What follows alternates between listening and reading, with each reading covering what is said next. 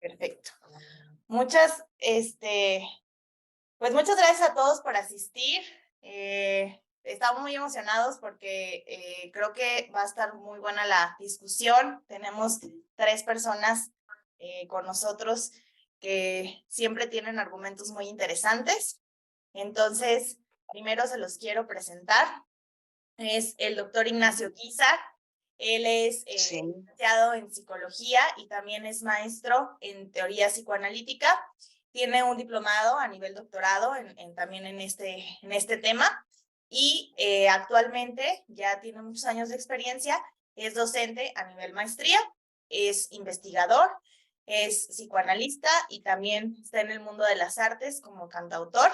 Entonces ya ha participado en varias cosas de artes y bueno, también él ha participado en muchos seminarios con nosotros en Desempolvando lo Inconsciente, justo en esta área de psicoanálisis del arte. Y bueno, le agradecemos mucho, doctor, porque siempre sus seminarios son muy, muy interesantes. Encantado, Mariana.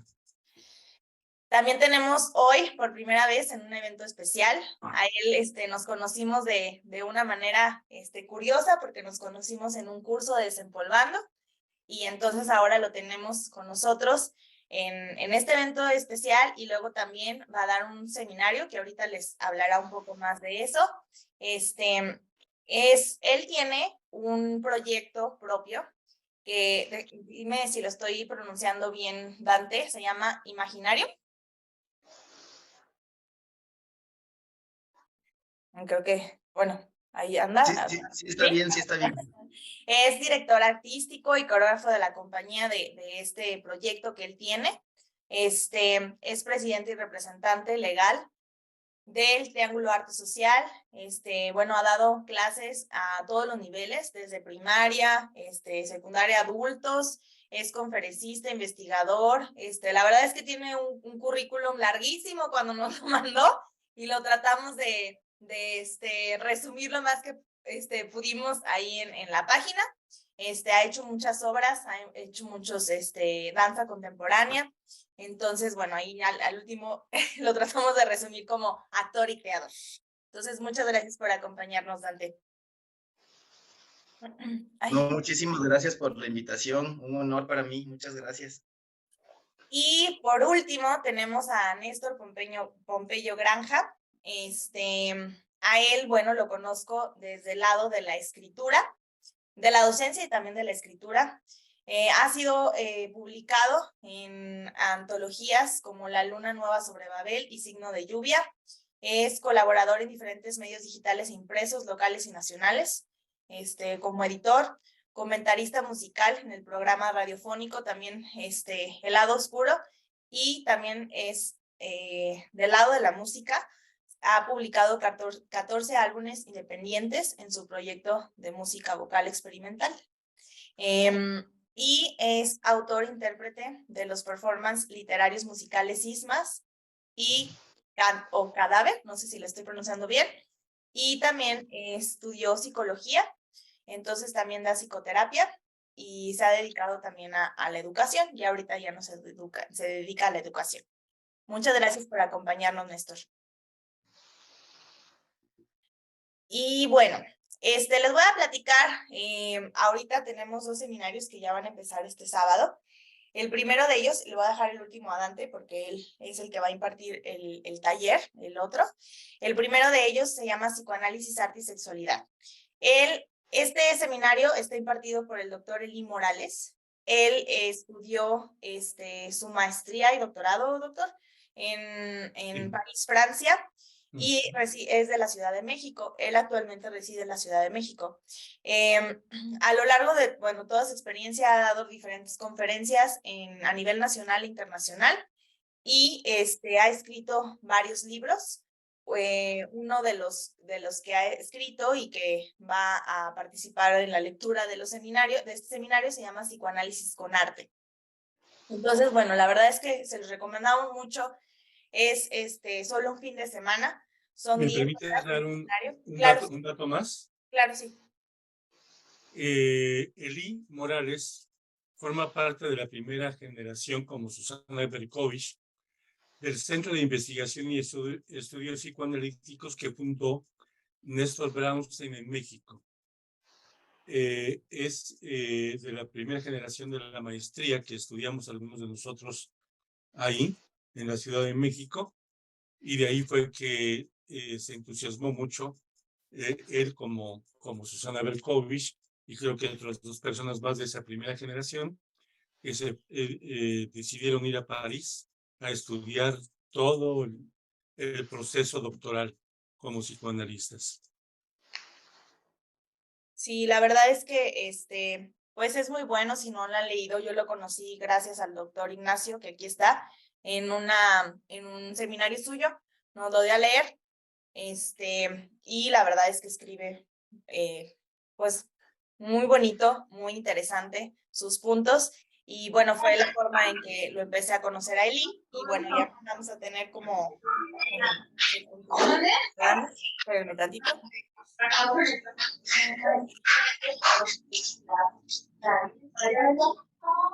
No sé cómo.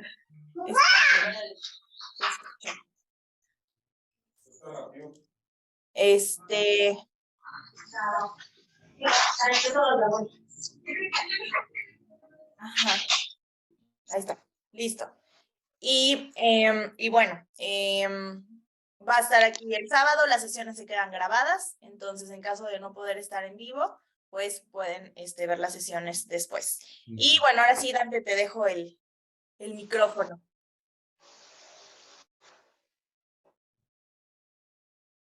Pues muy buenas noches a todos. Muchísimas gracias, Mariana, muchas gracias por la oportunidad. También es muy gratificante volver a saludar al doctor Ignacio, que gracias a su curso de Lacan y el arte fue que nos conocimos. Pues ya no nos vimos las últimas sesiones, pero quiero que sepa, doctor, que por ahí en San Luis Potosí justamente yo estuve, por eso no podía entrar, estuve trabajando allá con una compañía de danza contemporánea y gracias a ese curso desarrollé un método de creación que se me ocurrió y lo apliqué en esa ocasión y salió algo muy hermoso que se presentó en el Festival Internacional de Danza Contemporánea Lila López, que es uno de los más importantes del país. Entonces, muchas gracias. Oye, Dante, qué bella noticia. Ojalá que pudieras presumírnoslo y nos convoques en una sesión como esta, por ejemplo, para poder disfrutar del trabajo que crearon y que me emociones a mí de saber que también tuvo que ver con nuestro seminario. Encantado. Por favor, Sí, maestro, con mucho convócanos gusto, sí, a verlo. voy a organizarlo con mucho gusto, sí. Y Oye, pues el método estoy se aquí en la llamó... compu viendo lo de Mariana, pero tengo el volumen bien bajito, pero no hay cómo hacerle para encontrar el sonido porque me da la opción de salirme, pero no sé por otro lado dónde puedo llegar al micrófono de la compu.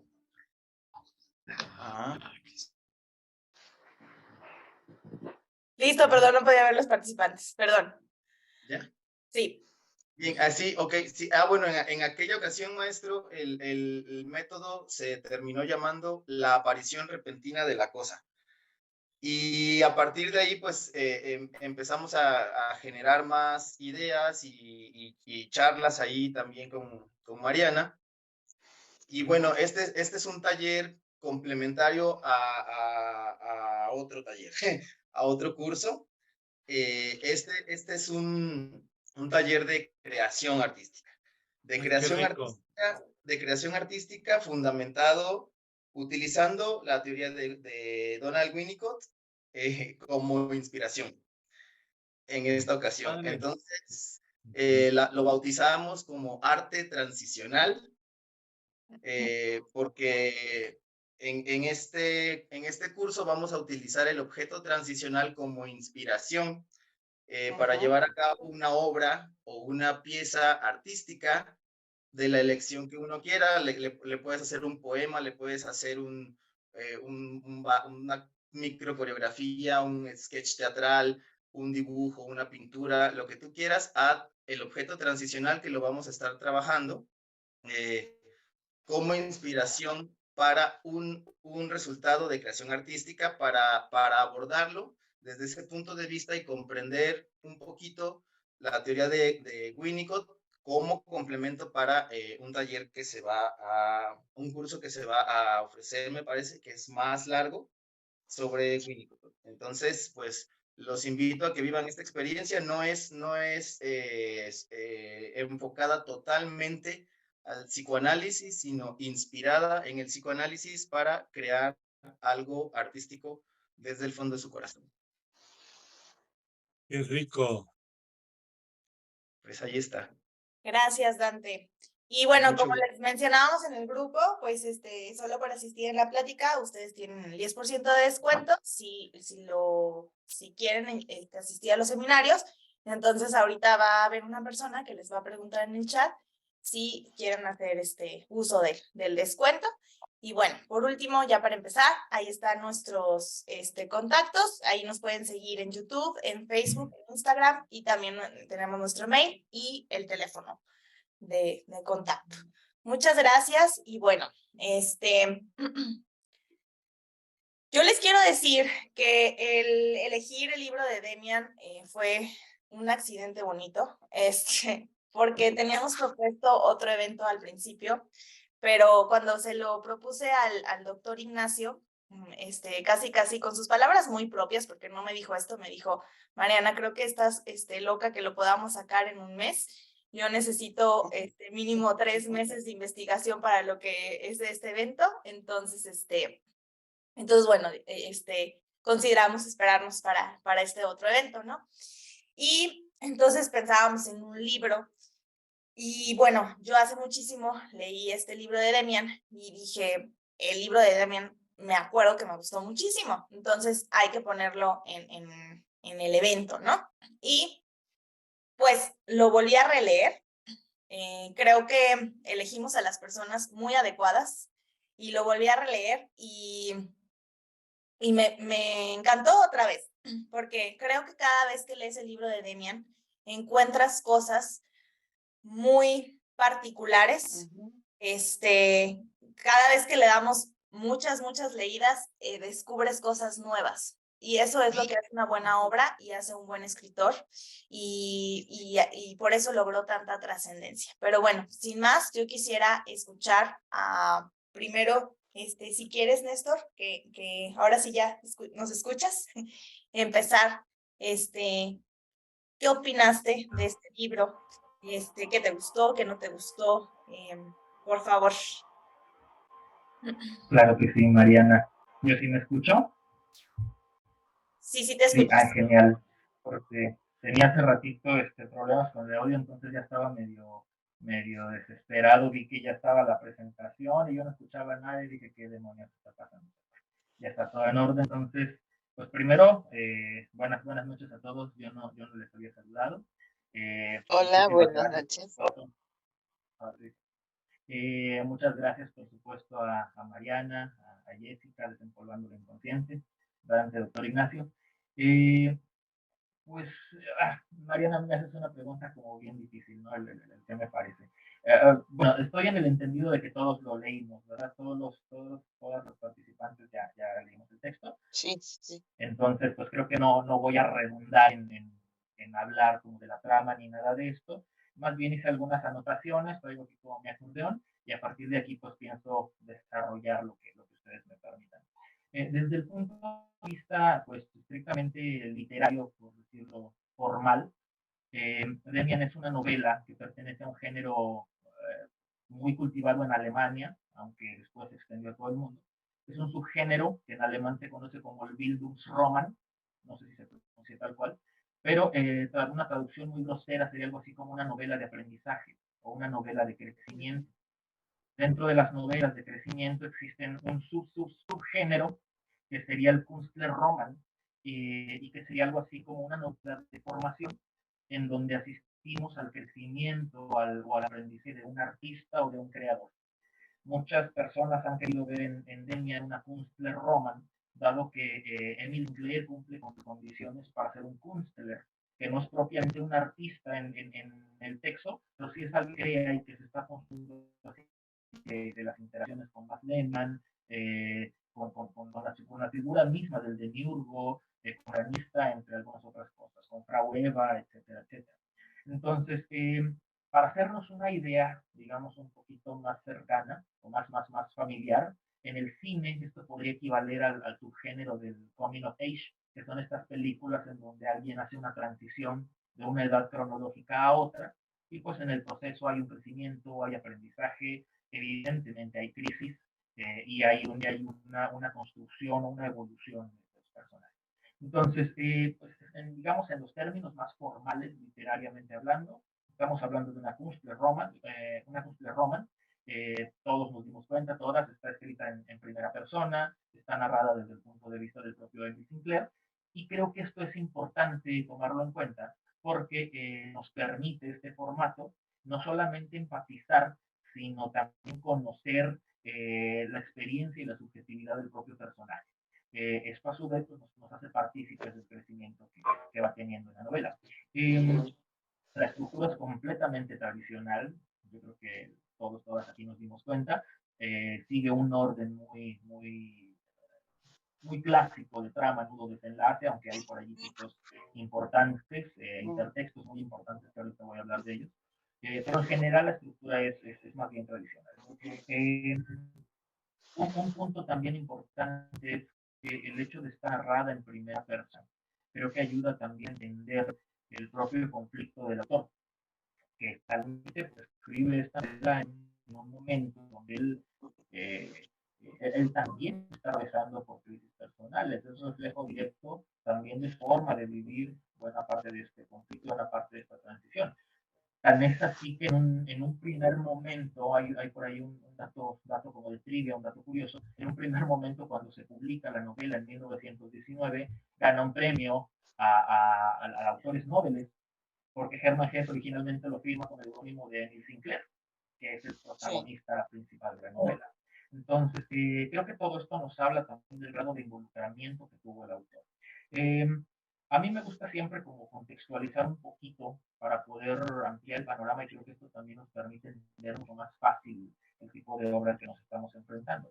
Entonces, un poquito de contexto. La publicación original de la novela es en 1919, es decir, en los años de posguerra, ya saliendo de la Primera Guerra Mundial, y creo que esto es importante porque después de las guerras suelen venir estos periodos de reflexión, suelen venir se crean las condiciones, el clima social y cultural para que se generen discursos nuevos, reflexiones que a lo mejor antes no habían sido tan contempladas, y se crea como toda la semilla para que existan movimientos culturales nuevos, o por lo menos para que florezcan algunos otros que ya habían sido empezados a desarrollar.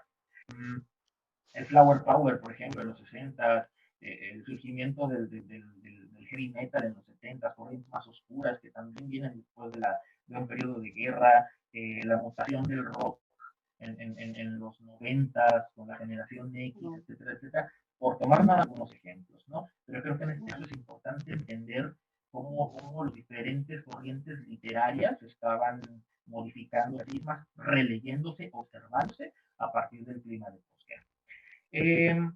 A mediados finales del siglo XIX existe en Occidente un creciente interés por muchas corrientes ocultistas.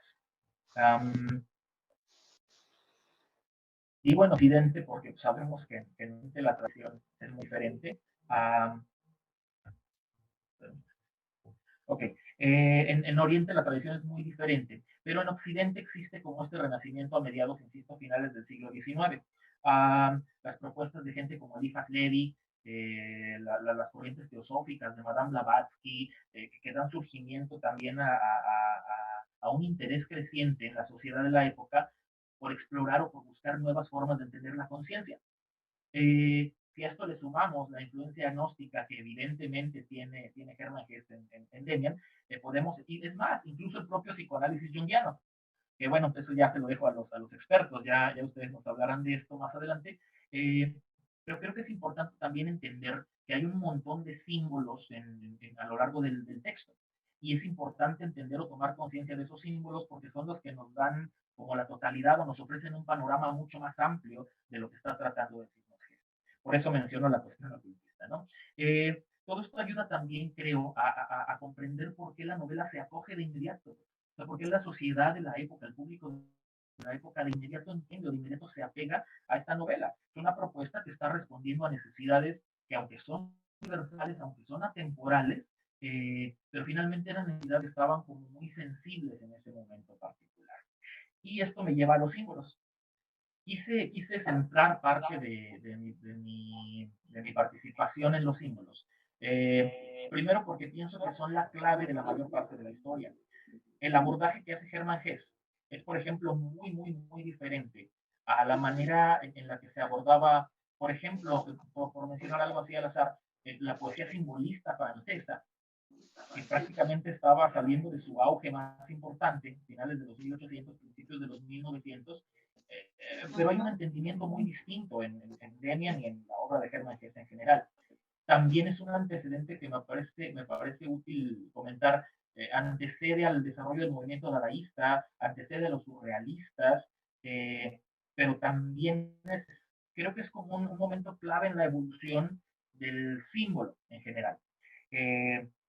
Incluso el propio Hugo Boll, uno de los precursores del movimiento dadaísta, en varias ocasiones hace referencia a Demian, a Hesse y a su exploración de lo que ellos también consideraban como un punto nodal en su búsqueda. Y bueno, sobre esto yo particularmente me quedo con el que considero pues el símbolo mayor, por así decirlo, que es el de Abraxas. Abraxas como entidad, Abraxas como quien está guiando prácticamente el camino, pero más allá de una entidad, hay varias partes en la novela en donde se enfatiza que Abraxas es como la síntesis entre lo demoníaco y lo divino. Pero creo que más allá de una dualidad, es importante entender el sentido que en muchas corrientes, pues sí, ocultistas o gnósticas, espirituales alternativas, se le da a esta figura. Es un referente complejo y creo que es más bien representativo de una totalidad que puede ser caótica, que puede ser terriblemente desordenada, pero acá que aquí tiene una resolución bien elegante. Una interpretación clásica de Abraxas, o sea, inevitablemente nos va a llevar a entender el concepto por el análisis de las 7 letras. Las 7 letras de la figura de Abraxas, que son equivalentes a los 7 planetas de la astrología clásica, los 7 planetas de la antigüedad, pero que también están los 7 pecados capitales, que también están los 7 arcángeles, que también son los 7 días de la semana, y algo que me parece todavía más interesante. En algunas corrientes numerológicas, si sumamos los valores de las letras de Abraxas, el resultado es 365, es decir, los mismos días de nuestro calendario actual.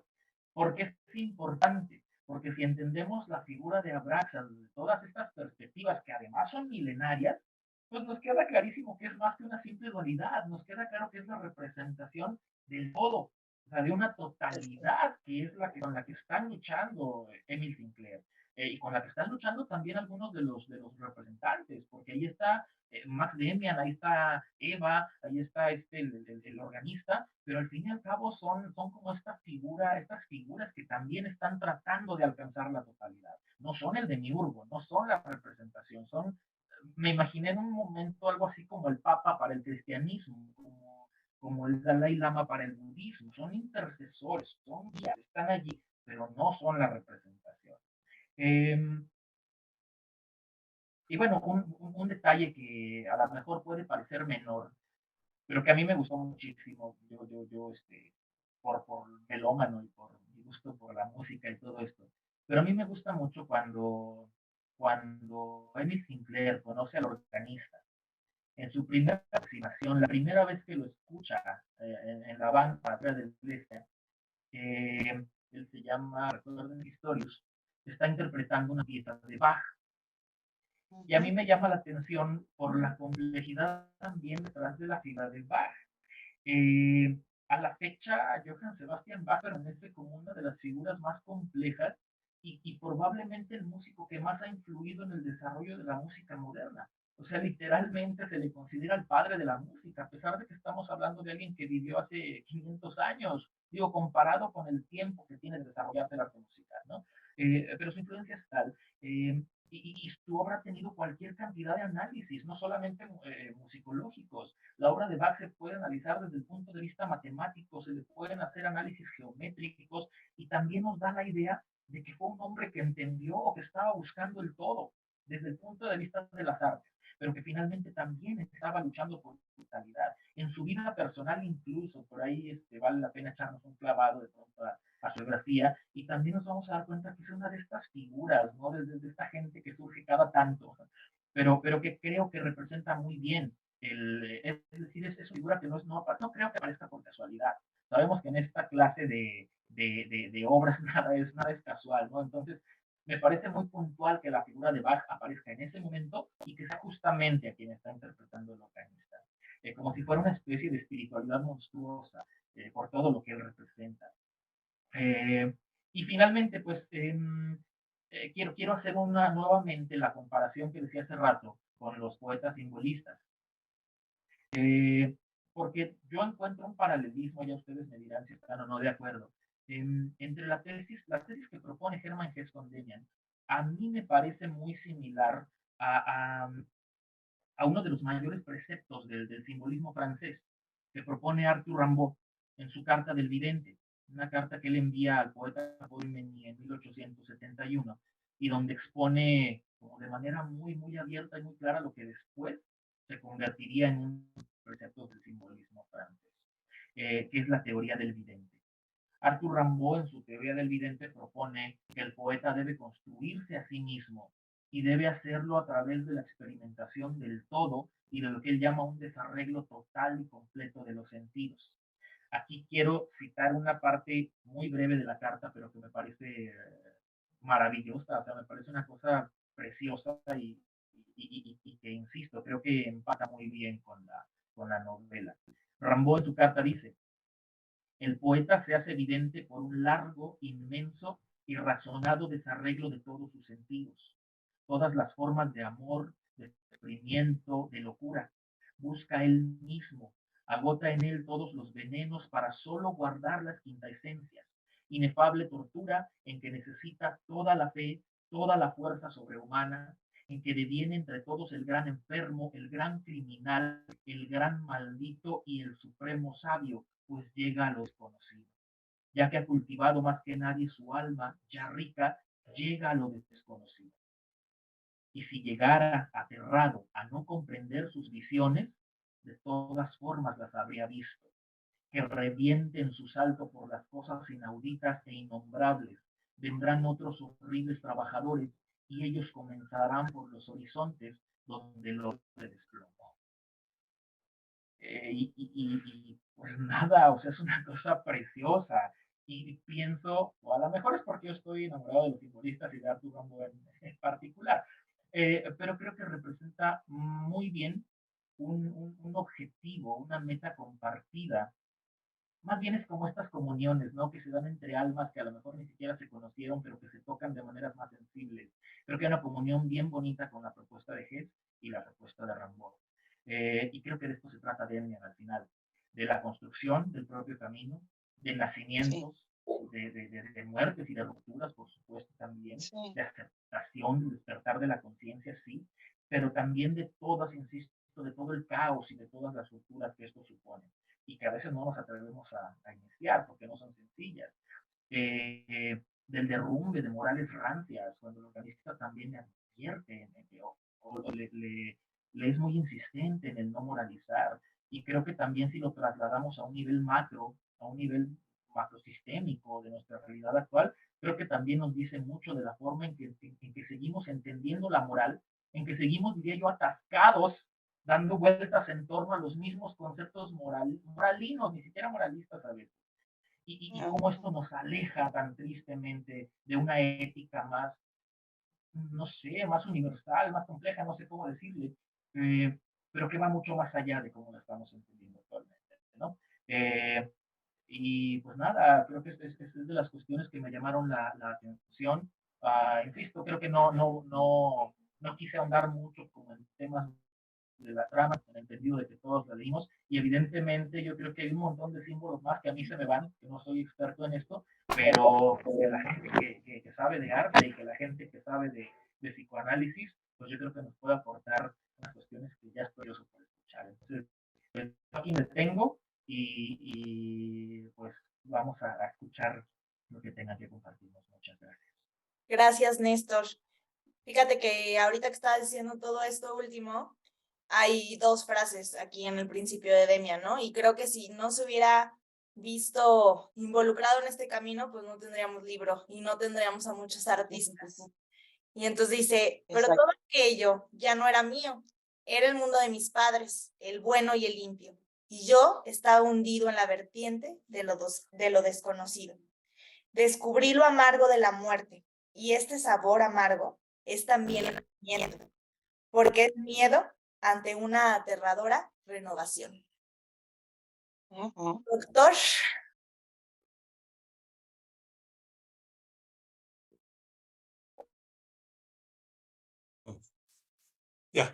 Ya abrí el micrófono. Sí, muchas gracias. En principio quisiera felicitar a Néstor, que nos ha dado datos maravillosos que son importantísimos en este nivel de análisis y sobre todo porque apoya mucho lo que tendríamos que decir nosotros. Una obra, la obra literaria, nos presenta un conjunto de verdades de las cuales ya has hablado, Néstor, y nos has dado cuenta maravillosa de los antecedentes, de lo que tiene que ver con el momento histórico, y creo que eso nos ubica muy bien para interpretar ese trabajo y como para darle otras 2 o 3 lecturas y encontrar también todo eso que tú nos has aportado, que me parece interesantísimo. De mi parte, al momento de leer este tipo de obras, pues es ir captando todas esas verdades que nos presentan los escritores, los artistas, que para poder escribir requieren de una cierta erudición, cuando no es que mucha y muy profunda erudición, y eso hace que también tengan la posibilidad de hacer un conjunto de síntesis, de inferencias y demás, donde más allá incluso de su intención de lo estético y de la belleza, se les escapan un conjunto de verdades que valen muchísimo la pena rescatar, y que bien Néstor nos lo plantea como ese rescate de los símbolos, y que nos ha dado cuenta maravillosa al respecto. Yo quiero destacar en mi observación, en principio sí, este proceso que tiene que ver con el desarrollo de las etapas de desarrollo psicosexual del ser humano, que el texto está profundamente llevado de ese crecimiento, de esa reflexión sobre la cuestión de la sexualidad, y que tiene que ver, por supuesto, con momentos donde esa sexualidad pone a Sinclair en un proceso de identificaciones, que hace un planteamiento al principio muy interesante, en el sentido de que pertenecería a una familia donde le ha dejado las bases muy firmes para una posibilidad de conciencia moral, donde pueda desarrollarse siempre. Y sin embargo, la primera identificación que él tiene fuera de casa, curiosamente, es con Cromer. No sé si se pronuncia así exactamente el nombre de este personaje, de este hoy día diríamos el que abusa de los chavos más chicos Claro. y demás, ¿no? Sí. ¿Cómo Sí. cómo le llaman en inglés? ¿Bully? Bullying. Sí, el que hace el bullying y demás. Y que curiosamente lo mete a un proceso de culpabilización. Primero porque tiene que mentirle, ¿no? Tiene que mentir y hacerse el valiente y hacerse el que él también ha hecho fechorías para poder pertenecer a la pandilla, para poder pertenecer al grupo de alguna manera con el que se intentó identificar, pero luego es totalmente extorsionado cuando él ha dicho que ha sido capaz de hacer unos pequeños hurtos que no hizo, que se tuvo que inventar, y donde el otro, el famoso Cromer, lo logra culpabilizar para extorsionarlo y estarle sacando una renta, como hoy diríamos, para pagar derecho de piso, ¿no? Entonces, Sí. y empieza a pagar las culpas que curiosamente inventó. Para nosotros, desde el punto de vista psicoanalítico, tendríamos que decir, bueno, las inventó, ¿por qué? ¿Dónde están? ¿Qué es lo que en este proceso que él está viviendo en la familia, donde incluso hasta sale a relucir el muy buen comportamiento de la sirvienta y cómo se cuida de la moral en casa y el comportamiento de los padres? ¿Qué es lo que está en el fondo que no está tan severamente puesto en la pulcritud, vamos a decirlo así, del comportamiento religioso y del comportamiento de lo moral?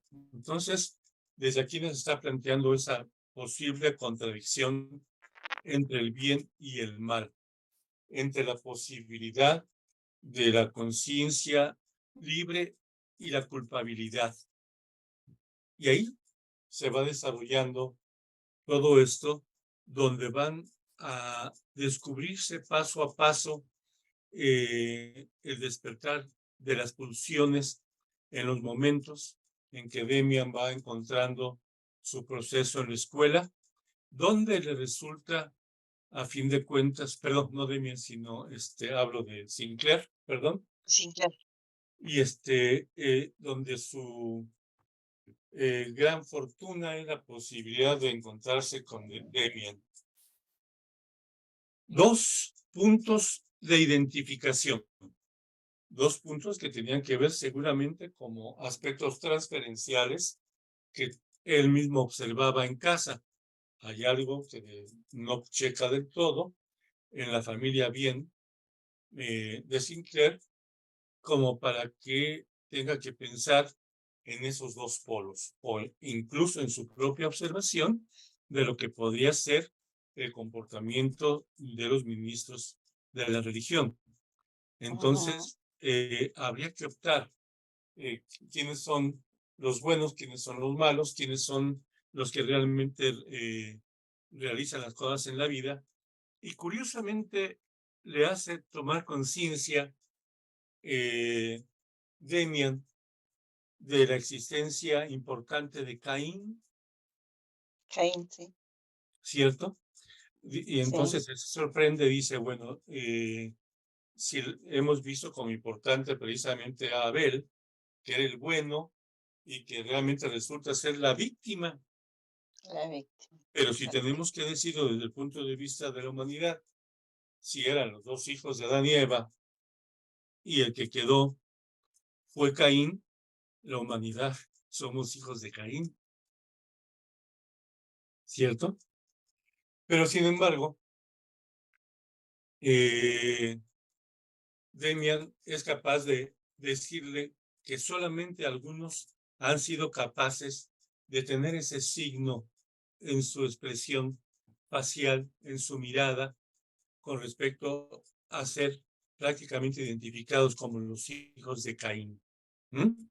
Y que el planteamiento de Caín no necesariamente tendría que ser un asunto totalmente puesto en el campo de la maldad, sino en la posibilidad que tiene y la dinámica que se juega en ese ir y venir del bien y del mal, de la lucha por el amor de los padres, por el reconocimiento y de la sobrevivencia también, en la que en un momento dado el ser humano, en esos procesos, lo voy a decir ahora con aspectos actuales, la sobrevivencia del poder del imperio no tiene otro origen que la posibilidad que el asesinato. Lo vemos en el imperio mundial actual y cómo se sostienen las economías, cómo se sostiene el poder, cómo se sostiene, sí, solo sí, en la posibilidad bélica, ¿no? La posibilidad de atacar al otro y poder dominarlo para que el otro, a fin de cuentas, entregue su fortuna, lo que ha logrado, su producción, y eso queda como motín para el vencedor. Así lo fue con Roma, Sí, ¿cierto? Así lo ha sido con todos los imperios. Así lo sí, fue sí, sí, lo que sucedió con la invasión española y la invasión inglesa a América. sí, Es decir, sí, que esas posibilidades que implicó en el caso de América Latina un genocidio donde todavía hoy día en nuestra historia actual volvió a vivirse un Nerón que decidió asesinar con el pretexto de una guerra contra el narco, precisamente a nativos del país, a un número sí, alto de indígenas de ese país, en función precisamente del pretexto de una guerra contra el narco que solamente fortaleció el poder narco o el poder del narcogobierno, ¿cierto? Es decir, eso continúa, esa sí, posibilidad de que Caín mate a Abel parece ser uno de los símbolos fundamentales que además curiosamente se justifica con Abraxas, claro, ¿verdad? Y que no sí, sí, solamente Demian, sino también en el caso del organista que intenta la posibilidad de ser sacerdote, ya no propiamente de la religión cristiana, sino la posibilidad del gnosticismo, de la posibilidad de buscar a Dios en función de la razón, ¿no? Sigue siendo un adorador en función de su música, lo justifica como tal, tiene que entrar, y todo eso que nos ha explicado Néstor muy bellamente de lo que pasa con la cuestión de Bach, que me quedé con mucha inquietud, como también si tiene que ver, además de todo eso matemático y demás, si Bach también tenía esas inquietudes gnósticas y que aun cuando hace la música para lo religioso y es capaz de precisamente de hacer todo en función de la misa y de lo que tiene que ver con lo religioso, también su búsqueda podría ser así y en todo caso también este organista ser representante un tanto de Bach, ¿no? Acá. Entonces, Abraxas, me gusta mucho el planteamiento que hace Néstor en el sentido del rompimiento de la dualidad y la posibilidad de poder ver en la misma persona el bien y el mal. Entonces, sí, para nosotros, desde la religión judío-cristiana, se nos tiene el planteamiento de que pues era un ángel privilegiado, amado por Dios, quien se revela y entonces queda como ángel caído y se convierte en el malo de la novela.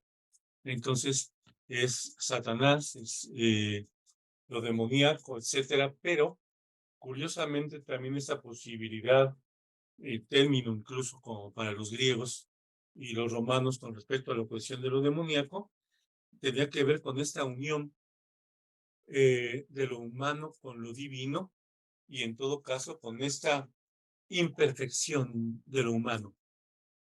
Y que a lo mejor también tendríamos que concebirlo la imperfección de nuestro concepto de Dios, de nuestro concepto de lo divino. Entonces, precisamente escuchaba yo todas esas reflexiones de mi querida pareja, de mi querida amada, con respecto a cómo somos de alguna manera tanto capaces de cometer errores, capaces de tener impulsos destructivos, incluso como se hace la reflexión en la novela, de poder llegar a la cuestión del asesinato. Fíjense Sí, qué maravilla al final de la novela, no sé si me estoy alargando demasiado, ustedes me dicen por favor, cómo el comienzo de la guerra, que se refiere, ¿verdad?, a la Primera Guerra Mundial, ¿no? sí, sí, sí. Entonces, cómo plantea y coincide todo esto con lo freudiano, aunque curiosamente Hermann Hesse no es freudiano, que obviamente que estamos hablando de su ídolo psicológico, pues fue alumno de Freud, ¿no? Pero en el sentido de que Freud nos es capaz de demostrar, a pesar de su primer ideal de querer separar el principio del placer del principio de realidad y del principio Realidad. de muerte, de esa pulsión que estaría dividida, Freud nos plantea, en más allá del principio del placer, que existe una sola pulsión. Y es, Sí. curiosamente, la pulsión de muerte. Entonces podemos ver, en función aquí nos lo está demostrando de manera muy clara, y nos dice en la reflexión del protagonista, Sinclair, cómo de alguna manera está sucediendo y pasando que a la hora que son convocados a la guerra, puede haber patriotismo, puede haber también una unión con respecto a la cuestión del defender la patria, pero él alcanza a ver el instinto de esa necesidad de matar. Llega el momento en que la humanidad llega a ciertas crisis, a ciertos momentos contradictorios, en que la necesidad de destrozar al otro, de ser un Caín que sea capaz de matar a Abel, hierve en la sangre como un impulso, una pulsión. Y esto es de las cosas fundamentales que quiero rescatar de esta demostración de lo humano, y donde estaría Abraxas, y donde estaría Caín, y donde estaría precisamente esa tesis que recorre toda la novela, en el sentido de que la pulsión de muerte es lo que domina en el mundo. Es curioso que esa pulsión de muerte, que también sería como defensiva, es lo que hace que vivan, pues sí, los que dominan, sean además los que obtengan los bienes, sean los dueños del mundo, sean los dueños de la economía, sean los dueños de la tierra, de la industria, etcétera, en función de esa capacidad agresiva, de esa expresión de muerte, pero que también, a fin de cuentas, estoy pensando ahorita en la afirmación de Pito Pérez en su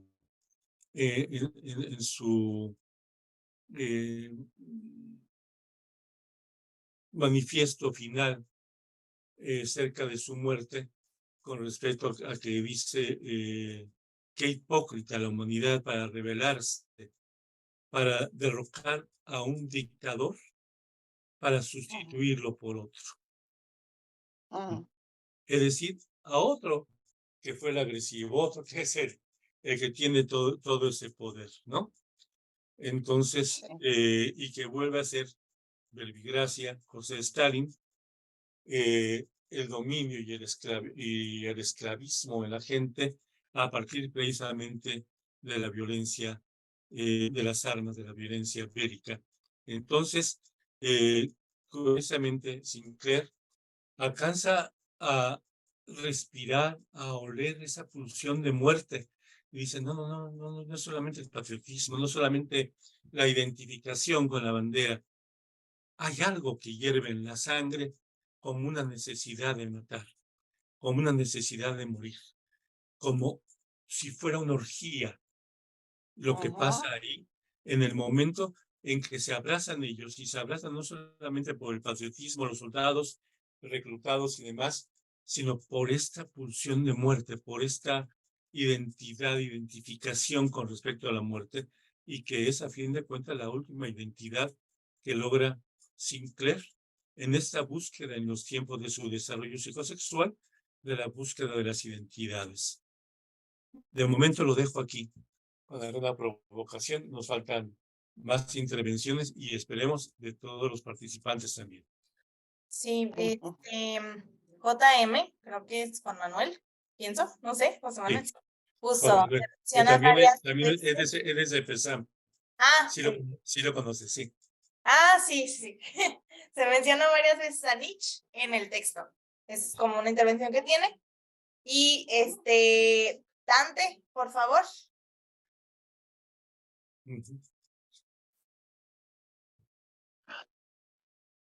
Bueno, yo, ya dijeron todo. No, hermoso, muchas gracias a ambos. Néstor e Ignacio, muchas gracias, qué belleza. Bueno, yo respondo desde mi percepción, como siempre ya saben, a la pregunta de Mariana, ¿no? ¿Qué me parece a mí el libro? Bueno, en principio, pues, con todos los antecedentes que ya nos dieron, por supuesto que un gran porcentaje de la población masculina, en mi caso, supongo, nos identificamos muchísimo con Emile Sinclair, ¿no? En muchas cosas. Yo creo que también todos los humanos a lo largo del proceso de la vida podemos encontrar o tenemos a nuestro Demian ya ahí, puede ser inherente a nuestra existencia o a nuestros delirios, o puede ser realmente una manifestación física de alguien que nos detone en ciertos momentos de la vida esta necesidad de evolucionar, de hacer clics, de arriesgarse, de equivocarse. ¿Qué necesidad tenemos de comenzar a mentir? Y todo lo que se puede desatar a partir de esa primera decisión de actuar de esa manera, de probar lo moralmente incorrecto, de saber qué se siente por primera vez, y entonces despertar a una realidad que involucra un proceso muy largo de aceptación y de asimilación, que es, somos muchas cosas, somos muchos significados, y en mi caso pienso que muchos niveles de campos espectrales distintos, y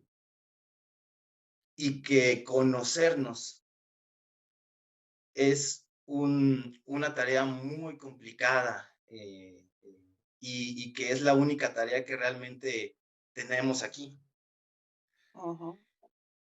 Entonces, wow, cuando cierro los ojos, desde siempre me preguntaba qué eran esas lucecitas en fractal que se ven ahí, y a partir de esa inquietud, comencé a desarrollar, yo les digo, concentración dirigida. Tengo otro concepto de la meditación distinto al de los conteos la considero más como un estado de existencia en que se puede llegar a concluir tu estado de vibración constante. Pero en el caso de la concentración dirigida, comencé a explorar a lo largo de mi vida estas lucecitas, hasta que un día me di cuenta de que era yo. Esas lucecitas era yo, eran mi electricidad propia, reaccionando, mis campos electromagnéticos reaccionando a la luz externa, y mi cerebro interpretando todo eso con su electricidad maravillosa dentro de una gran esfera de oscuridad que también era yo. Entonces me di cuenta de eso. Yo soy esa oscuridad y yo soy esas luces también. Yo soy esos fractales también. Entonces comencé a querer desarrollar una convivencia entre ambos campos, entre la luz y la oscuridad que yo mismo cargaba, y después me empecé a dar cuenta que había muchos más dentro de esos mismos que se extendían y se extendían hasta puntos que todavía estoy entendiendo. Por eso me meto a estudiar cosas, para entender de qué se trata esto.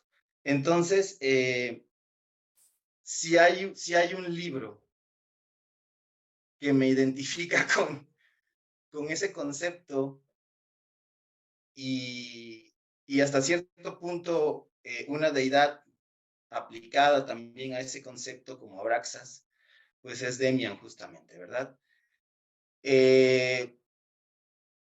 Por supuesto que todos los comportamientos que se van provocando, ¿no? A partir de la primera decepción al padre, que es esta mentira, y ya él rompe con ese comportamiento dogmático reglamentario. Después haber encontrado a Demian,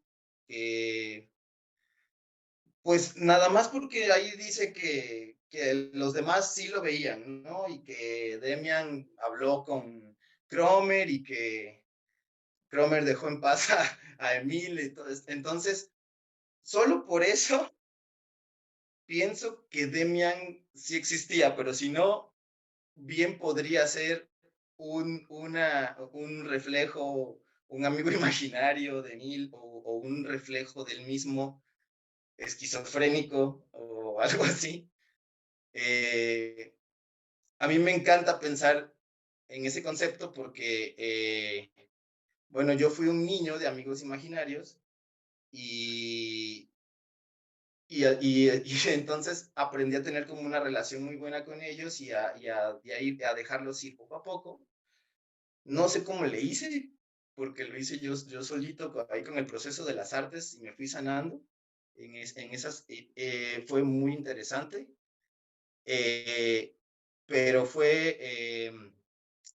comprendo ese punto también, y entonces comencé a ver las cosas desde otro enfoque. Es decir, comencé a hablar conmigo y a tratar de enfrentarme conmigo. Viví 3 meses en un templo Shaolin, entonces hubo momentos ahí en los que sí tuve que hablar conmigo profundamente. Aprendí muchas cosas y hubo momentos en los que sí tuve que hablar conmigo profundamente, y momentos en los que hasta los demonios y los fantasmas se materializaban ante mí para yo poder negociar con ellos. Y, o Claro. sea, sí, la respiración y los conteos de verdad que te llevan a unos estados. Entonces,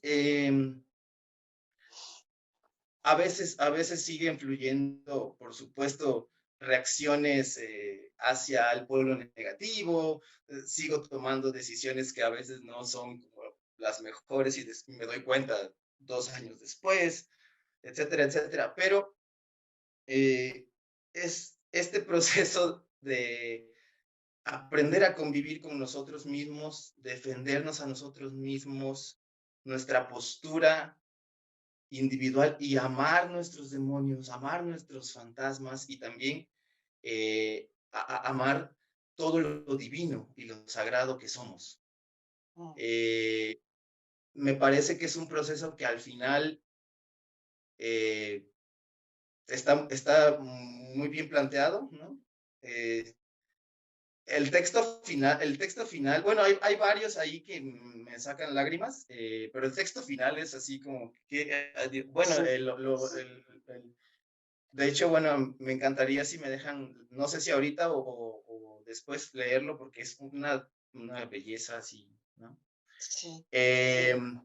Bueno, yo siento que es un libro, ya dijeron pues, muchos datos, hablaron sobre Hermann Hesse, sobre el contexto histórico en el que se escribió, el momento en el que él estaba pasando por esa crisis de identidad súper fuerte, cómo le afectó seguramente la guerra, ¿no? Y lo llevó a escribir esto, y fue el resultado pues es divino. Me parece que nos habla, por supuesto que desde la literatura, con su narrador protagonista, que lo maneja de una manera así, con una super maestría increíble, una sensibilidad increíble de los personajes, de todos y de cómo describe todas estas situaciones. Creo que es una obra de arte que nos habla desde el cuerpo, porque podemos verlos, podemos casi tocar a Emil, a Cromer, a Demian, sus rasgos, que bueno, eso ya también yo creo que lo tocaremos en algún momento, porque se liga con mucho con la identidad de género hoy en día también. Pero nos habla también desde la música. Nos describe la manera de tocar de Pistorius, su segundo amigo, su segundo, y dice algo bellísimo, que bueno, si me permiten, me gustaría mucho leerlo, porque estamos homenajeando a Hermann Hesse en este momento. Dice: una vez encontré la puerta abierta y estuve media hora sentado en un banco, tiritando de frío pero muy feliz, mientras el organista tocaba arriba, alumbrado por una pálida luz de gas. En su música no solo le oía a él, me parecía que todo lo que tocaba estaba relacionado entre sí, que formaba un conjunto misterioso, reflejaba fe, entrega y piedad, pero no la de los beatos y los curas, sino la de los peregrinos y mendigos del medievo. Piedad unida a una entrega absoluta, a un sentimiento de la vida que sobrepasa todas las confesiones. Los maestros anteriores a Bach y los antiguos italianos eran interpretados con devoción. Bueno, hasta ahí. Es bellísimo cómo lo describe. Y bueno, como estábamos mencionando a Bach, qué belleza que se mencionó también, yo también lo amo con todo el corazón. Y de hecho hasta Beethoven lo amaba. Hay un textito ahí en las cartas de Beethoven que Roman Roland fue el quien las juntó para Vidas Ejemplares, que dice, amo la música de Bach y de Mozart por sobre todas las cosas en el mundo. Es bellísimo. Entonces, bueno, a eso y a mucho más me lleva el libro.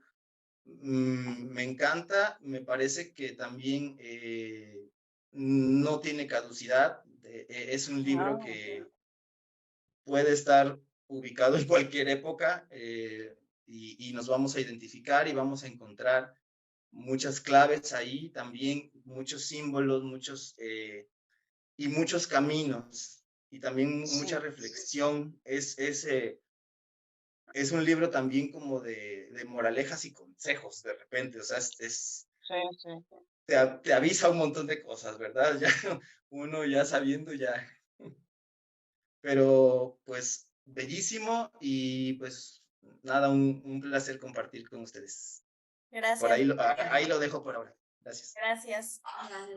Creo que mucho habla de, bueno, no sé si ustedes estén de acuerdo, yo vi que mucho hablaba del deseo, de lo inconsciente y bueno, obviamente de este camino que dice Dante, del transitar a este conocimiento y de hecho, mi libro, más que el que se les pasa en PDF, no empieza con esa frase, pero mi libro empieza con esta frase.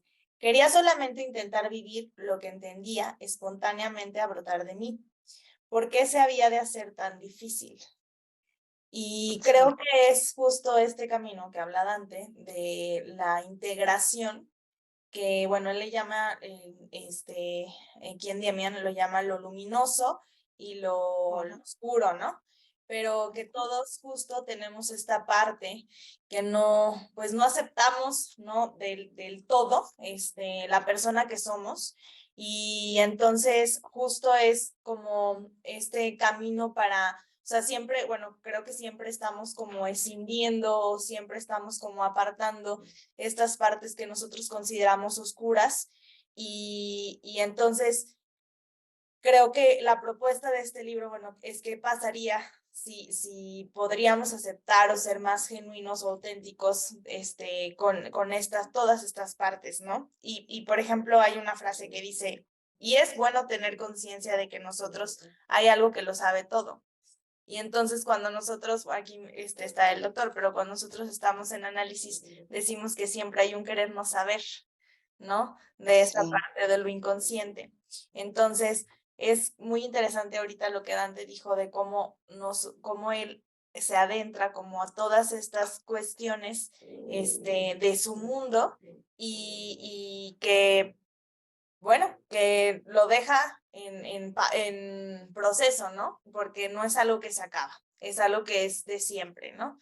Entonces, es algo que se va renovando y renovando y renovando y que nos vamos deconstruyendo todo el tiempo.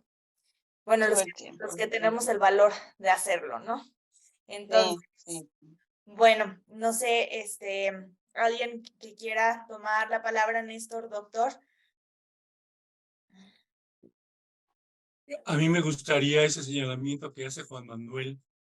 Me gustaría mucho escuchar su opinión sobre las citas de Nietzsche y también la percepción de su lectura como psicoanalista. ¿Nos podías ayudar, Juan Manuel? A ver, ¿me escuchan bien? Sí, se escucha perfecto. Sí. Sí, bueno, miren, normalmente un texto lo veo con mucho detalle y investigando profundamente, pero voy a ser honesto, me lo leí en 2 días, 100 páginas respectivamente cada día. Bueno, con toda la atención que pude. Pero sí, o sea, bueno, aparte del comentario de que Abraxas podría ser considerado como el ello de una persona, que igual no es el punto que quería hacer, pero como paréntesis, las menciones de Nietzsche me llaman mucho la atención en Demian, o sea, porque, bueno, trato de investigar un poco de su biografía, pero si no me equivoco, también era alemán o austríaco, bueno, el punto es de que era por ahí de los países germanos. Entonces como parte del contexto de la época.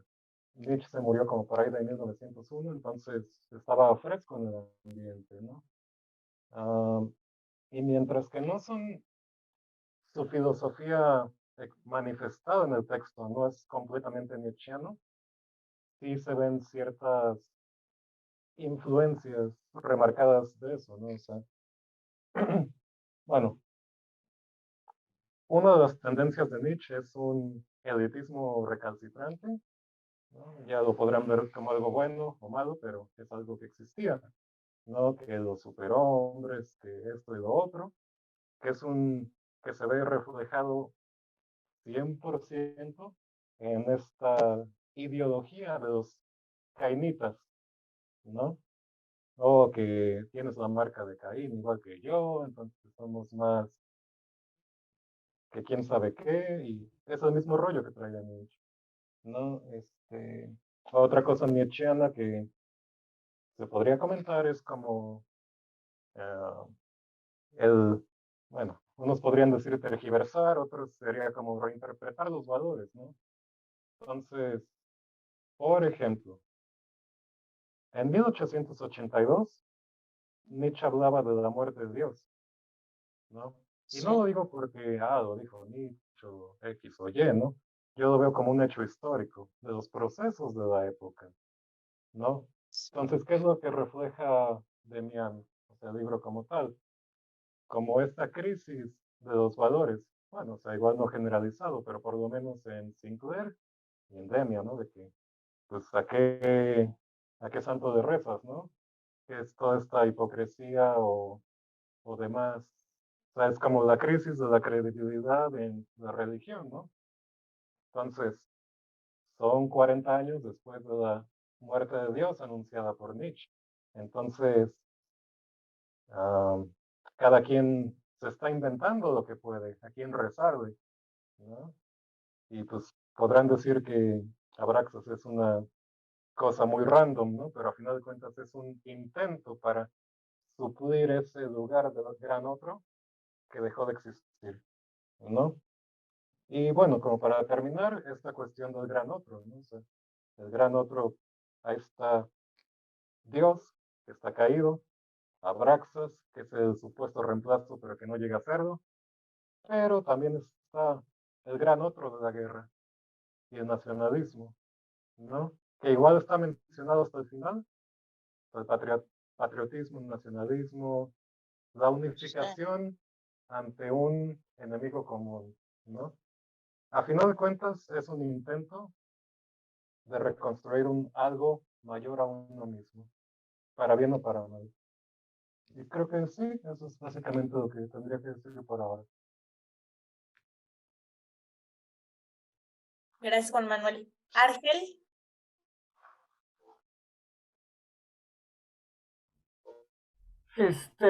¿Se me escucha? Sí, muy bien.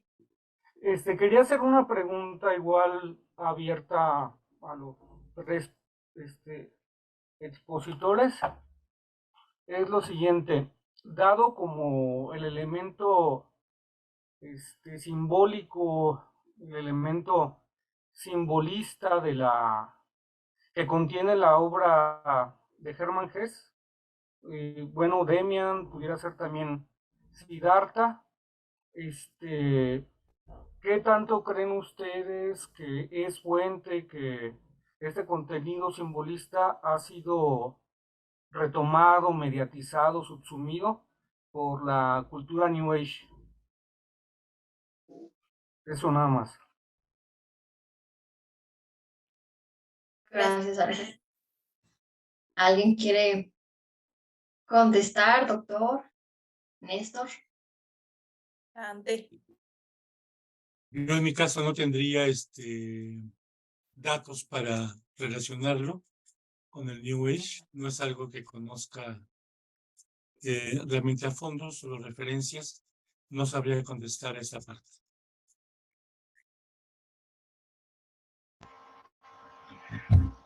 Yo pienso que se ha intentado, si bien no propiamente como se está planteando aquí en el texto, pero sí pienso que a nivel de este resurgimiento de muchas, bueno, nuevamente, o sea, en este resurgimiento como contemporáneo, de muchas figuras que tienen su desarrollo histórico, insisto, en campos del ocultismo, etcétera, etcétera, creo que sí se ha intentado como reincorporar. No sé si se ha logrado con éxito, sobre todo porque muchas veces también se ha prestado como para no me acuerdo si ahorita quien hacía la pregunta usó esta palabra o fue en otro campo, Juan Manuel, no sé, pero que hablaban mucho de la tergiversación. Y creo que en muchas corrientes modernas e incluso muchas del New Age se han tergiversado símbolos que tienen un desarrollo histórico completamente diferente. Y por eso digo, no sé si se ha hecho con éxito, pero sí creo que hay un intento de transpolación de muchos de estos elementos simbólicos. Gracias, Néstor. Bueno, yo quiero rescatar una frase porque en esto justo de estas corrientes nuevas, ¿no? Que podría decirse, no sé, como en esta cuestión como de encontrarse y demás, ¿no? Y viene de hecho una frase que dice, si tú mismo no puedes encontrarte, tampoco encontrarás espíritus ningunos que te sepan guiar, créeme, ¿no? Entonces, creo que, bueno, quitando un poco de estos simbolismos, pero a veces tratan justo bueno, siento que hay tantas ahorita terapias de muchísimas cosas, ¿no? Pero que a veces como que pierden el enfoque principal y tratan de meter un chorro de cosas que a lo mejor ni se entienden bien el objetivo, ¿no? Entonces, pero sí, o sea, creo que es como complicado y complejo como la cuestión ahorita, como nos están metiendo muchas cosas que a lo mejor, no están tan bien fundamentadas o creemos que están bien fundamentadas, pero no, solamente es como para sacar, ¿no? El sufrimiento de rápido, no sé. Arturo, ¿algo quieres decir?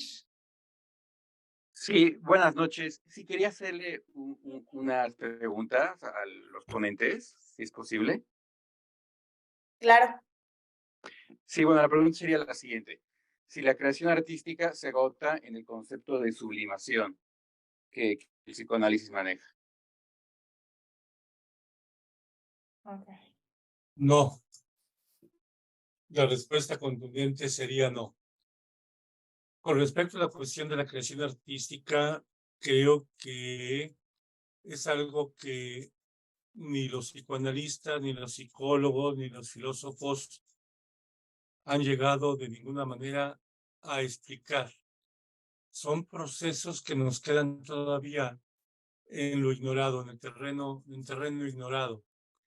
La sublimación puede tener, sí, aspectos de explicación de procesos de transformación de la energía divinal.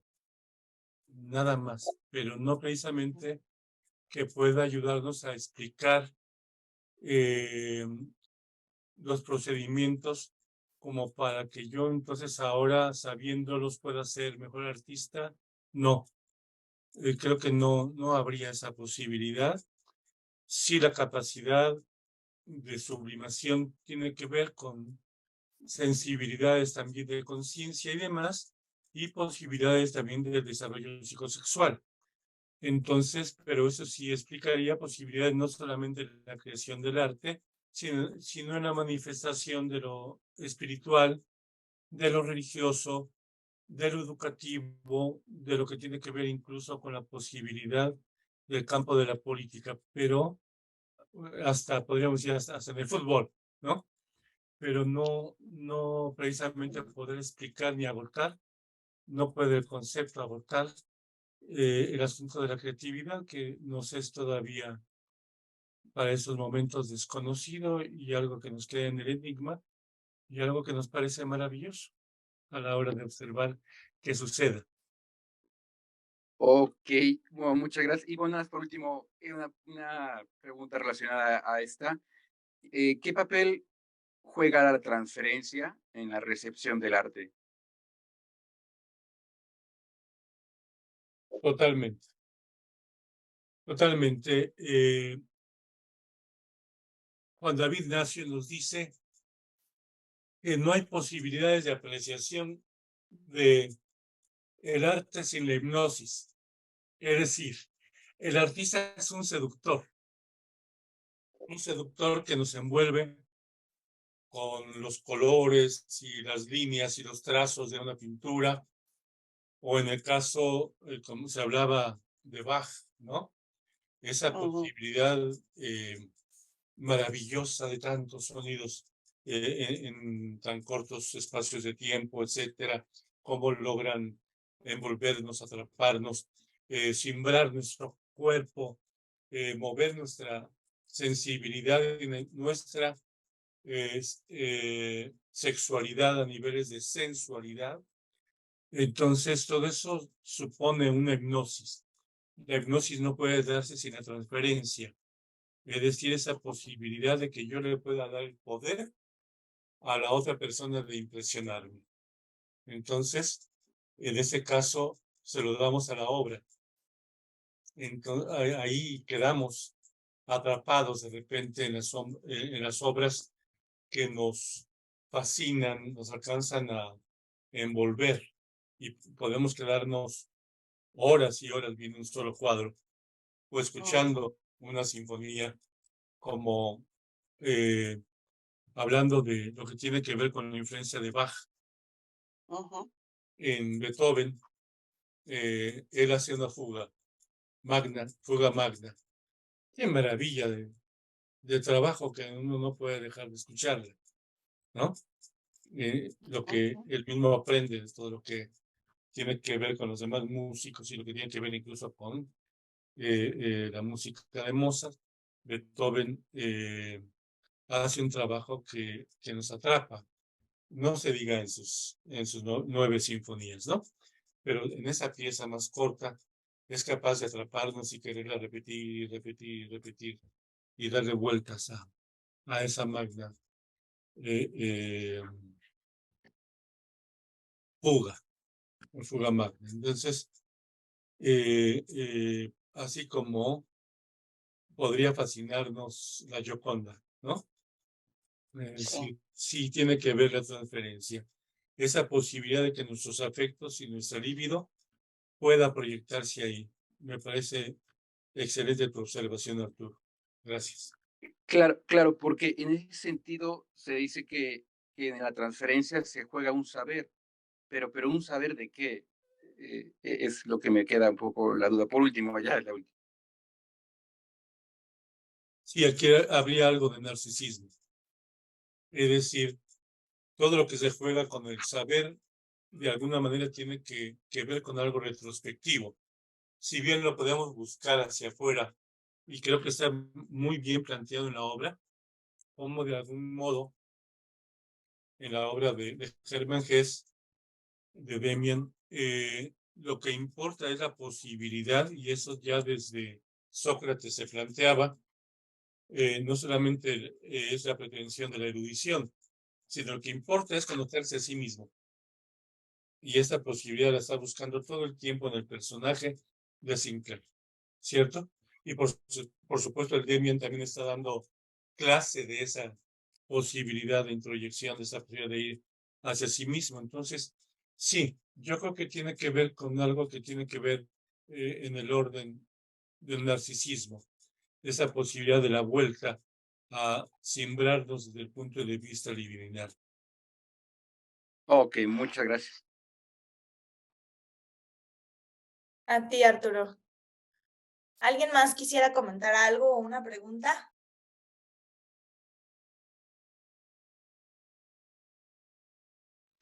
No, yo simplemente decir que Jung, después que salió la obra, dijo que había sido como un faro en el medio de la noche para él, ¿no? La obra está de Demian.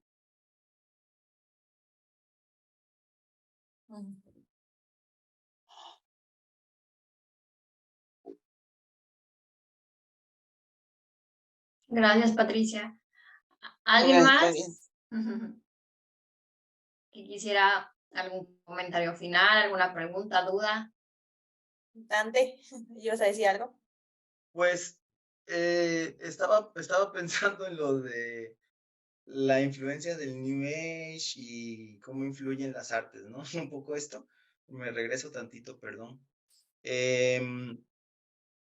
Yo creo que un poco igual que el doctor, no estoy muy como seguro de si sobre el New Age en sí, pero sí sé que la han utilizado de repente como para proponer ideologías sobre trabajos contemporáneos, incluso populares, y ha sido, pues, yo creo que un poquito extraño, pero, pero al mismo tiempo lo veo como algo positivo debido por eso algunos jóvenes se han acercado a la obra a Demian. Me parece que es un grupo coreano que está de moda, BTS. Sí, Yo BTS, sí, hay referencia. no los he escuchado, la verdad, pero me parece que ellos fundamentaron algunas de sus letras y un poco de su ideología y su imagen a partir de este libro y El Principito. Entonces, hicieron ahí como una selección, supongo, de conceptos y las aplicaron para esto. Esto ha hecho que se haga popular, un poco más popular también la obra de Hermann Hesse y como pues, les comentaba, que algunos jóvenes también se acerquen, lo cual me parece bueno. Lo que sí creo es que pues sí se necesitaría como, por ejemplo, esto que estamos haciendo nosotros, hacerlo con los jóvenes, porque pues ahí entra el punto que tenía Néstor, que es la tergiversación, ¿no? La tergiversación y toda la interpretación que se le pueda dar desde el punto de vista del nivel de madurez de cada ser humano, ¿no? Etcétera, y de la experiencia de vida, ¿no? También de cada ser humano, cómo puede ser interpretado, incluso también sobre la información sobre el autor, detalles así que creo que también serían importantes compartirlos a nivel educativo, ¿no? Aunque sea sublimando, aunque no sé, pero sí, digamos, encontrar también quizás esos espacios y de algún modo las artes aquí sí podrían servir, ¿no? Porque pues es una manera también de acercarse a los jóvenes. A mí se me están ocurriendo un montón de cosas ahorita, pero mejor las escribo. Entonces, como que eso es lo que podría comentar. Exactamente así también, New Age, no sé si es la respuesta, pero he sabido de eso y esa es como mi opinión como al respecto de eso.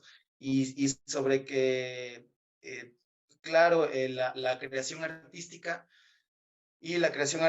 es como la cultura, es un ente vivo que se está creando a cada momento y se está alimentando a cada momento y se está transformando a cada momento. Está tomando, es como decía Sigmund Bauman, es un estado líquido y se va moldeando conforme al flujo de la transformación del sistema también. Tanto el arte como, y también por supuesto que influyen las ideologías, las nuevas corrientes que cada vez duran menos, ¿no? O sea, los egipcios duraron 5.000 años y los mesopotámicos, pero pues ahora en 60 años se dio que del surrealismo, del impresionismo, digamos, por ahí, fauvismo para allá, hasta el arte visionario de Alex Gray, ¿no? Entonces fue como una cosa así. Y cada vez los periodos son más cortos también, eso también influye. en la generación artística, en la generación de creación artística. Por supuesto que influye. La generación, la explosión de corrientes y la creación de corrientes una tras otra, que pues también después del dadaísmo a lo mejor pensaron que no iba a haber nada, pero ha habido un montón, un montón, Sí, ¿verdad? O sea, entonces sí. se sigue dando y se sigue dando, y también todos esos factores van influyendo. Es por eso que no se, como decía el maestro, no se puede establecer como un parámetro ya estándar sobre las influencias directas de la creación, porque van siendo distintas, aunque pues sí, los elementos son los que se van recombinando y reutilizando, ¿no? O descubriendo formas de utilizarse, pero de ahí en fuera es un ente vivo, el arte, la creación artística, y es como Dios, ¿no? O sea, todos somos parte de esa renovación diaria, y con cada respiración los artistas estamos transformándonos también. No voy a ser el mismo de mañana, no voy a ser el mismo porque ya tuvimos esta experiencia y no la puedo, no puedo hacer como que no la tuve, ¿no? Entonces, también todo eso influye. Ujú. Sí, muchas gracias. Ángel, gracias, Dante. ¿Ángel quiere preguntar o decir algo? Sí, buenas noches. Yo quisiera comentar algo. Con respecto a la lectura de Demian, bueno, quedé fascinado, me encantó. Realmente hacía mucho tiempo, desde mi adolescencia, que no sentía tantas cosas importantes dentro de mí. Claro, yo tengo casi 66 años y retrotraerme en el tiempo fue un proceso de maduración en las últimas instancias de hoy día como una persona retirada de todo lo laboral, en la que tengo tiempo de hacer lectura, análisis, interpretación de lo que leo, de lo que escribo. Con respecto a Demian, me llevó al tiempo pasado con la lectura de Vamos a calentar el sol de Vasconcelos. El crecimiento de este joven lo puse en paralelismo, el de la lectura de aquel CC en la pobreza, en la inquietud de crecimiento, en la pulsión de hacer cosas positivas generalmente, pero también ese matiz de hacerlo indebido. Yo no sé si lo han leído, la trilogía de José Mauro de Vasconcelos, que arranca Mi planta naranja Lima allá en 1968. Y bueno, la continuación es Vamos a calentar el sol, que llega casi hasta la avanzada juventud del autor, ¿no? Casi a los 40 años. No me puse a pensar tanto como dijo acá el doctor con respecto a la pulsión de muerte y todo eso, pero bueno, sí, y ahora que los escuché hice el paralelismo con todo aquello, pero bueno, el proceso de maduración, como dijo Dante, nos lleva toda la vida. El autodescubrimiento es cada día y realmente es una lectura fascinante, fascinante porque sentarse y leerlo y llegar a cada punto del drama existencial de este jovencito. Creo que todos los que hemos pasado la adolescencia tuvimos ese encuentro con nosotros mismos en esa etapa de desarrollo, de autodescubrimiento de qué voy a hacer, a dónde nos va a conducir. Ahora, todos los panelistas son grandes profesionales, pero hay que retrotraerse a la adolescencia en la etapa de del qué voy a hacer, qué es lo que me gusta, qué es lo que me llama la atención y cómo me enfrento a mí mismo en la elección de cada profesión, ¿no?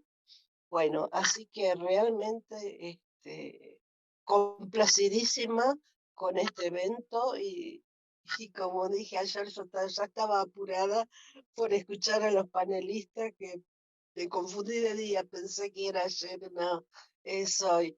Bueno, así que muchísimas gracias y ojalá haya otro texto tan rico en experiencias para cada uno. Muchas gracias. Claro que sí, muchísimas gracias, Gloria, por tus comentarios. Voy Y a por leer, estar también. perdón, sí, Jessica, voy a leer el comentario que nos hicieron en el chat y luego también Ángel quería decir algo y doctor también. Dice Sofía, para mí el acto creativo tiene mucha relación con la sublimación. Perdón, igual es un poco retomando lo que se ha dicho, ¿no? Y es una pregunta para el doctor Ignacio Guizar. La relación arte, pulsión de muerte. Pensando, por ejemplo, en el contexto en el que se presenta la obra, ¿no? Demian, no sé, está la guerra mundial, ¿no? Mucha de la intelectualidad europea opta por no involucrarse, ¿no? Migran hacia países neutrales, por ejemplo, ¿no? Luego, en los propios Estados Unidos, que está más allá del Atlántico, ¿no? Pero hay algunas de las vanguardias participan en los diversos procesos armados, ¿no? El constructivismo ruso se adhiere a la Revolución Rusa, ¿no? A la rusa soviética, por ejemplo. Está el futurismo en Italia que luego participa de la ideología fascista o es, digamos, una de sus fuentes, ¿no? Pero ¿cómo decir, cómo plantearlo sintéticamente? Digamos que se ha planteado aquí la relación entre arte y sublimación. Yo pondría como elemento la pulsión de muerte, como eso que no es contenido en la sublimación y en cierto sentido participa como parte del proceso ontocreativo, ¿no? En el sentido de que el artista le da dirección a la propia pulsión de muerte, ¿no? Luego, no sé, a veces hasta matándose, ¿no? A veces conectándose con la esquizofrenia, ¿no? Un Artaud, por ejemplo, me da cierta idea, ¿no? Y ya me callo.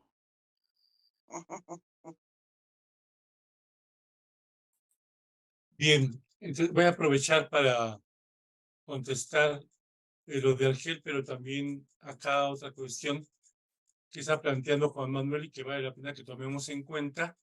Nos propone vincular Juan Manuel a Germán Hesse con José Agustín. Entonces creo que es bueno tomarlo en cuenta, que trabajemos un poco los textos de este escritor mexicano, don José Agustín. Con respecto a la cuestión del planteamiento de Sofía, tiene razón, no mencionamos a la madre de Demián, y eso tiene que ver con algo fundamental en el proceso de toda la obra, en el sentido de que desde la infancia ya está fantaseando el protagonista con la cuestión del lugar de la madre. Y por supuesto que hay ahí fantasías incestuosas, que al momento que conoce y se da cuenta que era la imagen de toda su vida, la mamá de Demián, resulta que parece que es precisamente la transferencia que logra hacer en el dibujo con respecto de la mujer que nunca se atreve a declarársele cuando está en el internado y solamente hace el dibujo, se da cuenta que ese dibujo se parece a Demian y luego conoce a la mamá y entonces pronuncia incluso las palabras. Entonces parece que he encontrado el objeto que tiene que ver con la prostituta, la madre, la amada y lo sublime. Es decir, junta todas estas cuestiones ahí que me parecen fundamentales y entonces, de alguna manera, una entre realización y sublimación, porque se la vive soñando y le genera muchos sueños, al fin de cuentas, a Sinclair, esa figura donde solamente alguna vez hay un conjunto de propuestas que parecen que pudieran ser propuestas a realidad tu amor, haciendo que en lugar de que mi amor te atraiga, me atraiga tu amor, ¿no? Pero es una provocación incluso desde el punto de vista de la realización de los sueños. Aquí hay un juego interesante, pero que tiene que ver precisamente con la cuestión del incesto, con la fantasía del incesto. Entonces él tampoco se atreve a romper la prohibición del incesto. Lo único que recibe es alguna vez un beso en la boca y luego en su alucinación, después de haber recibido la granada. Qué maravilla de descripción de cuando le llegan las luces y demás, ¿no? Es decir, sentí que es Demián quien le deja un beso de parte de la madre, ¿no? Un beso que tiene que ver con respecto, pero también que implica a su propia madre. Entonces creo que sí es bien importante, Sofía, muchas gracias por hacer ese señalamiento, porque es muy importante señalarlo acá y que tiene que ver, por supuesto, también con la cuestión de la sublimación. Sí, estamos de acuerdo contigo que tiene que ver mucho la creación con la sublimación. Lo único que contestamos es que no agota la explicación del acto creador. Nada más fue mi señalamiento de que la sublimación no logra explicar el acto creador propiamente, ¿no? Que es mucho más complejo y que requiere de mayores observaciones. La belleza es que ese acto creador nos presenta todas las verdades, y lo dice Germán Gess aquí, en la voz de Sinclair, logra mostrarnos toda la miseria humana. Y esto va con el planteamiento que nos final, con respecto a la cuestión de la pulsión de muerte. Sí, no puede haber, y lo explica también aquí de manera muy bella, en voz de Sinclair, no puede haber lo nuevo, que se huele a que va a pasar algo nuevo, algo se está creando y generando aquí, pero no puede haber algo que nace si no es en función de la muerte. Esa es una tesis muy, muy, muy fuerte acá. Y tendríamos que decir, y esto también con Freud, que este asunto de la belleza no puede nacer sino de lo ominoso. La luz tendrá que verse en función de la oscuridad o distinguirse en función de la oscuridad. Y más fuertemente dicho por Freud, de lo que se trata en la sublimación, volviendo a la cuestión de la sublimación y el acto creativo, es convertir la mierda en oro. Entonces, evidentemente que tiene que ver la pulsión de muerte. Algo tiene que morir para que advenga el nacimiento de lo nuevo. Parece que es inseparable la pulsión de muerte, de la creación y de la belleza. Doctor, si me permite, justo estaba leyendo del seminario de Eli que nos dejó de lectura este libro. Este libro se llama De lo sublime y de lo bello, ¿no? Y entonces, ahorita si les interesa, les mando la bibliografía. Y entonces dice, todo lo que resulta adecuado para excitar las ideas de dolor y peligro, es decir, todo lo que es de algún modo terrible o se relaciona con objetos terribles o actúa de manera análoga al terror, es una fuente de lo sublime. Entonces, lo que propone este autor es que lo sublime tiene que asombrar, ¿no? Y que el asombro no viene de algo nada más justo de algo bonito o algo placentero, que el asombro viene del miedo o viene del terror o viene de esto que él llama terrible.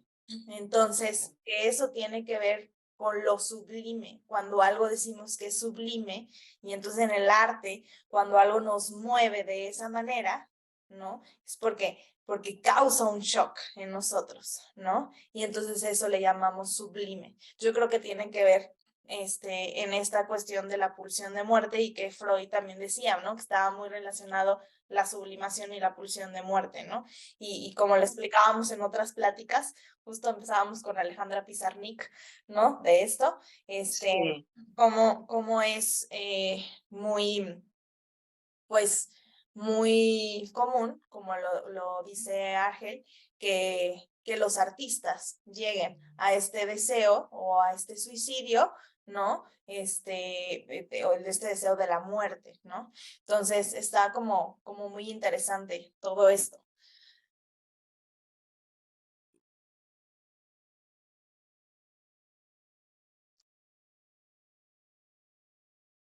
Ay, Joaquín. Hola, Joaquín. Qué bueno que estás con nosotros ya de asistente y no de invitado especial. Bienvenido. Dice en el chat, algo parecido a lo que dice Rick, no sé si estoy pronunciando bien, pues la belleza no es nada sino el principio de lo terrible, lo que somos apenas capaces de soportar. Muchas gracias, Joaquín. ¿Alguien más quiere comentar algo o preguntar algo? ¿O vamos cerrando? Yo quería, bueno, provocar a todos para cerrar sobre la pintura. La pintura del ave saliendo del cascarón. Y lo que provocó en Emil. Y bueno, también apoyo, sí, totalmente que creo que necesitamos mucho más tiempo para hablar todavía de la obra, ¿verdad? Porque hay muchos más puntos que también trata, ¿verdad? Podríamos seguir hablando también sobre esta relación con su mamá y con la mamá de Demian al final, y todo esto, por supuesto, ¿no?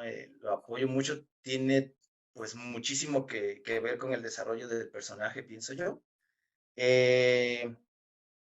Y bueno, pensar, regresar al punto también ahí con Néstor, perdón, sobre los símbolos y el significado también que le dio Emil también a la pintura, y lo que nosotros podríamos rescatar o que podrían comentar sobre eso los maestros. A mí me parece que muy claramente a mí me podría inspirar a renacer. Y me parece que ahí también está muy implicada la pulsión de muerte. Me parece que la única manera es esa, de romper el huevo y volver a ser un polluelo, y volver a renacer. Y pues, ¿qué nos pueden decir por ahí de eso?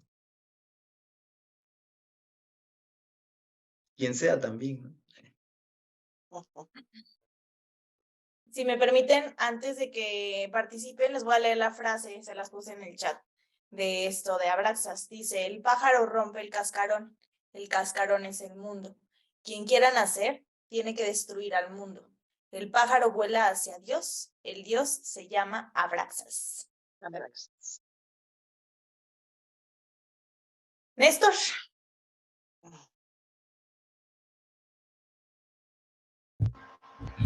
Pues vaya, sí, fíjate, curiosamente ahora lo que dice Mariana, yo también tenía subrayada esa frase precisamente. Quien quiera nacer tiene que destruir un mundo.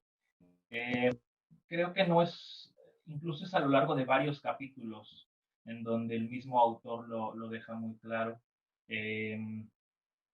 Creo que sí es una idea que también ha sido como retomada en muchos otros puntos, incluso también ya en otro tipo de filosofías, que a lo mejor, bueno, yo no sé si abrevaron o no de aquí, de esta u otras obras, pero al final vuelvo también con un punto que Juan Manuel fue el primero en señalarlo, en traer a colación a Nietzsche, y que cuando yo hablaba de los simbolismos de Abraxas, se me pasó al principio mencionar otro, el hecho de las 7 letras, de los días de la semana, de lunes al domingo y el reinicio, o la suma total de los 365, que son un año, también lo vuelve circular.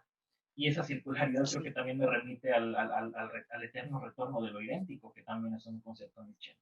Entonces creo que en todo esto, pues sí, como bien dice Dante, o sea, creo que sería una cuestión de extendernos un montón. Yo siempre vuelvo a Arthur Rimbaud, o sea, estemos hablando de lo que estemos hablando, pase lo que pase, yo siempre voy a volver a Arthur Rimbaud. Y acerca de este último tema de los símbolos de la pulsión de muerte, el inicio magistral de una temporada en el infierno, inicia con un verso bellísimo, brutal, en donde él dice: una noche senté a la belleza en mis piernas y la encontré amarga y la injurié. Y pues nada más, yo con eso sí. Gracias, Néstor. Doctor. Pues no, yo quisiera nada más agradecer tantas aportaciones tan valiosas. Nos deja esto con las ganas de leer y releer la obra ahora con todos esos conceptos para saborearla de mejor manera. Gracias por la invitación, Mariana, Jessica. Gracias a todos los participantes que estuvieron con nosotros por participar con nosotros, por escucharnos. Muchas gracias. Gracias, doctor. No sé si estén de acuerdo, pero creo que el arte, bueno, yo diría, porque soy, pues me dedico a esto, me gusta mucho esto, el psicoanálisis también, el análisis hace esto, de romper el mundo y ver hacia una visión más amplia de todo, y duele mucho en el proceso, pero vale muchísimo la pena, ¿no? Y bueno, creo que también el arte hace lo mismo, ¿no? El arte y el conocimiento, también, si nos adentramos mucho a esto, también se rompen mundos, ¿no? Mi papá a veces me decía: Mariana, ya no pienses más porque te vas a volver loquita. Pero creo que llega un momento en que uno atraviesa esa ventana y ya no puede, nosotros diríamos, ¿no? Atraviesa ese fantasma y ya no puede volver a dar pasos hacia atrás, ¿no? Y solamente vamos hacia adelante y a ver qué nos depara, ¿no? Lo desconocido, como diría Sinclair. Entonces, pues yo les agradezco muchísimo el haber asistido, les agradezco mucho a los invitados especiales, gracias. Jessica también, Jessica pobre que está muy enferma, pero aquí está. Tarde, pero seguro. Y bueno, no sé si tengan algún comentario final los participantes. Les recordamos de nuestros seminarios, igual si quieren el descuento y todo, nos pueden escribir al número que les dejamos ahí en el chat. Y bueno, gracias. Gracias. Nada, muchas gracias. Gracias. Muchas gracias a todos. Gracias. Buenas noches. Igual, gracias y buenas noches. Buenas noches. Gracias, hasta luego, buenas noches. Buenas noches a todos.